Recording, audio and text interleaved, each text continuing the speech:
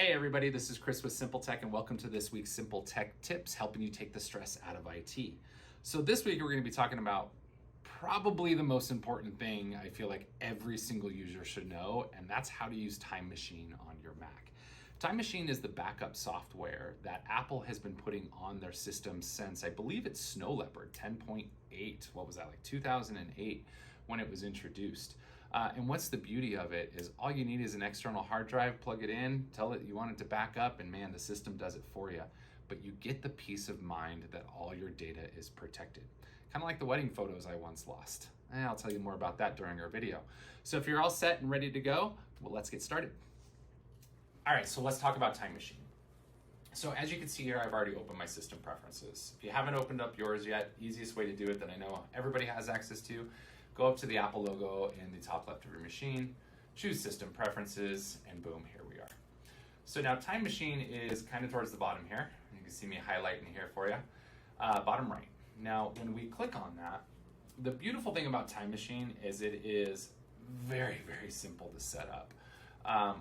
Oftentimes, if you have a brand new external hard drive, and I do recommend you start with a brand new clean external hard drive, not an existing one, you plug it in, your computer's gonna go, hey, I see that you have this new hard drive plugged in to this computer. Would you like to use this for Time Machine? And one of the buttons on there says, use as a backup. You click use as a backup, Time Machine will format it the way it needs to, and essentially in 2 minutes, it's gonna start backing up your system automatically. It literally is that easy.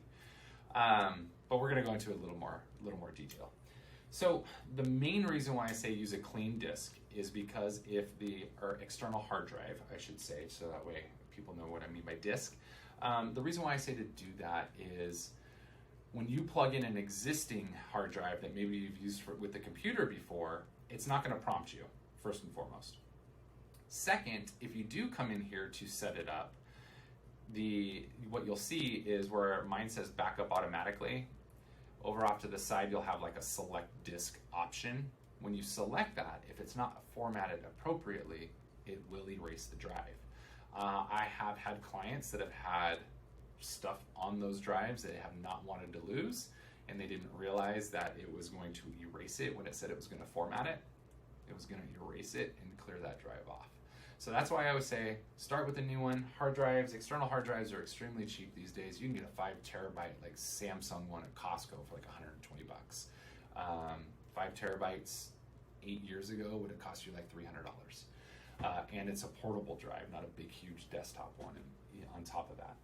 So when you're looking at Time Machine, once you got it set up, some beautiful things that you can kind of see here. So you can see I actually have 2 different drives connected to mine. And you could add and remove backup disks. So you could add additional drives, right? So these are the ones that are there. These are the ones that are available. Now this is one connected to my computer already right now, which is the same as the one right above it. Now down here at the bottom, we have encrypt backups.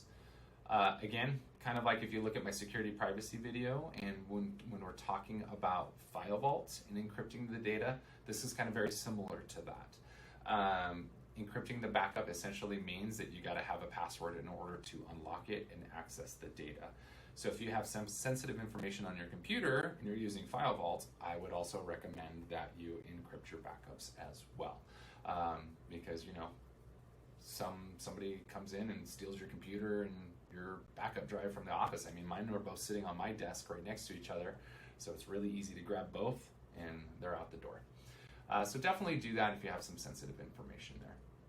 But when you're going to set it up, you can select the disk and say use disk, and you can see encrypt backups pops up automatically for mine because I am using File Vault, so it's pretty smart.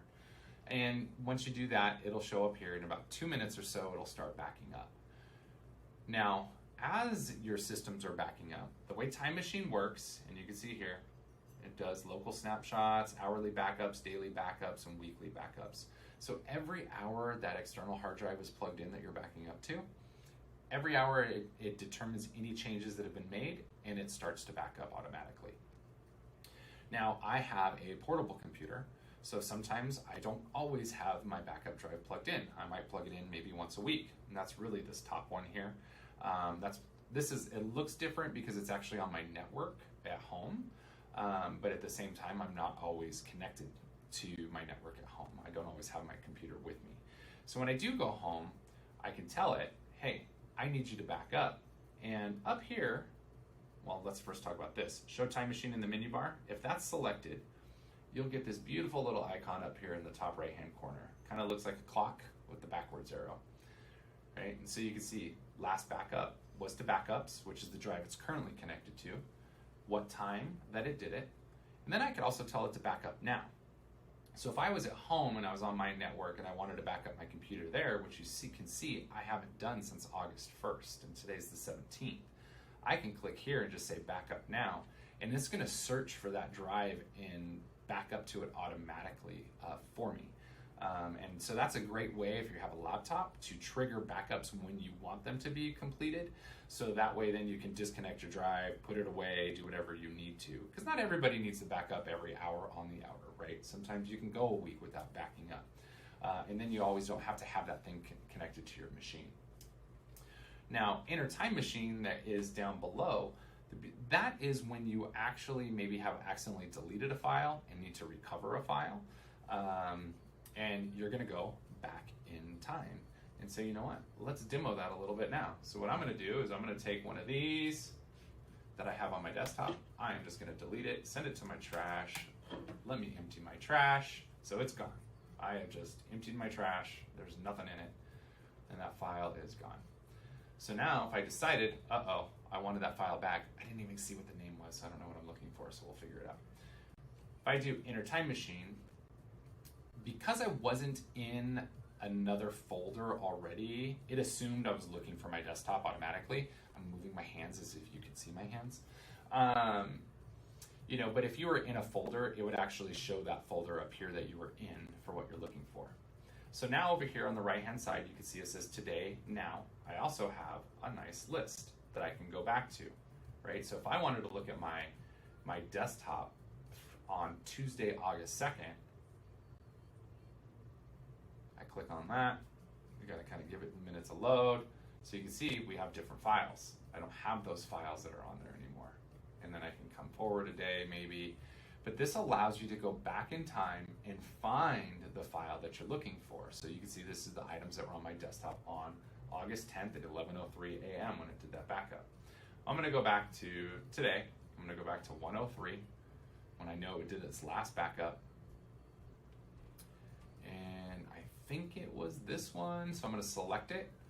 And I'm gonna just simply click the restore button, and it just brought it back. And that's it. It allows you to just go back in time to find the files that you may have deleted and try to recover those. So now if I click here, this was the one I had deleted, and now it's back. So pretty easy to use and recover things if you've accidentally deleted them. So again, I'm big on backups. I will always tell people to turn this on and get it going. Open Time Machine preferences here. That just opens the window that we have open and that we're looking at. Now, one of the things to kind of keep in mind with Time Machine is that Time Machine, what's the word I'm looking for? It kind of combines days and weeks and all that kind of good stuff together and only puts in those changes over time. So you can see hourly backups for the past 24 hours, and you have daily backups for the past month. Eventually, though, that hard drive is still going to get full. The data just builds. It doesn't delete anything unless you kind of tell it to, right? Now, it says the oldest backups are deleted when your disk becomes full. To be quite honest, I've had my Time Machine disk full a lot of times. It's never deleted old backups for me. So I don't know how that works or when it works, but I can just tell you that I've never seen that actually happen, and eventually your hard drive might get full. If you're doing a lot of things in Photos, the Photos application, say recording photos and videos and syncing those with your computer or downloading them into your computer inside the Photos app, that library, the entire library, backs up every single time. So kind of keep that in mind if you feel like you're running out of space quickly on your external hard drives. If you're doing a lot of photos or video stuff, that library backs up every single time that you make changes to it because it's looking at the package of all your photos and videos. And we'll get into photos in the future for sure. But that's it. I mean, in a nutshell, obviously if you don't have this checkbox done here, back up automatically, you can still have Time Machine turned on, but you're gonna have to manually come up here and tell it when you want it to back up. it's not going to do it on its own. I just have it back up automatically because it's a set it and forget it. And then you just know all your data's safe. So keep your data safe, get an external hard drive, a fresh, clean one, plug it into your Mac. It's going to prompt you and say, hey, I noticed that we've got an external hard drive plugged in. Do you want to use this for Time Machine? And then the button says use as a backup or a backup disk. Click that. Within about 2 minutes, your first backup will get started. First backup will always take the longest amount of time. Incremental backups after that are a lot quicker, especially if you leave it plugged in and it does it every hour. Promise them a story of deleting your wedding photos. I just got reminded I had a story. Okay, so when I moved to Reno from Las Vegas, I had an iMac that had all of our photos from our wedding on it, my son's first year of being born, basically everything, right? My whole life of everything when things started going digital. And the hard drive on the iMac had died. No big deal. I've got a Time Machine backup. Well, I hadn't taken the time to get the iMac fixed yet because I had a portable computer. We were moving, didn't want to worry about it. Well, we'd been in our new house, I don't know, a few months. It was before Christmas time, and I had stuck our backup drive in a closet in the entryway of our house, and it was on top of some files or something like that. I can't remember what it was sitting on top of. Well, my wife went in there, and it was kind of pushed back. You couldn't see it, and she grabbed the lower thing and pulled it out. Well, the hard drive came crashing down with it right onto a tile floor, and it was my Time Machine backup, and damaged that. So even though you have a Time Machine backup, make sure you just protect your data. Have more than one copy of data because we lost all of our wedding photos, our son's first year. I ended up paying almost $3,000 to have that hard drive rebuilt just so I can get that data back off of it. So that was a painful lesson learned. Always have more than one copy of your data and make sure that it's stored safely.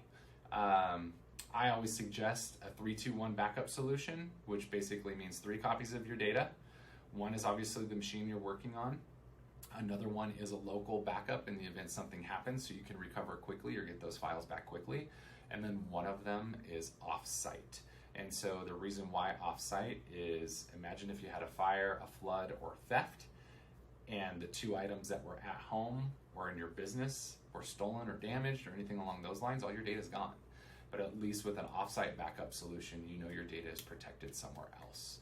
So I always recommend now a 3-2-1 backup solution because if I would have been following that, God, it was 9 years ago now, I wouldn't have been in the situation where I was out over $3,000 to try to repair an external hard drive to get wedding photos in my son's first year. So that's my story. Learn from my mistakes. Thank you for watching. Please click the subscribe button if you want to keep up to date with all of our future videos, and click the thumbs up to let us know if you like this video. We also want to hear from you, so use the comment section below if you have any questions on our video or have videos that you'd like to see us create. We'd love to make something pertinent to you, and thanks for watching.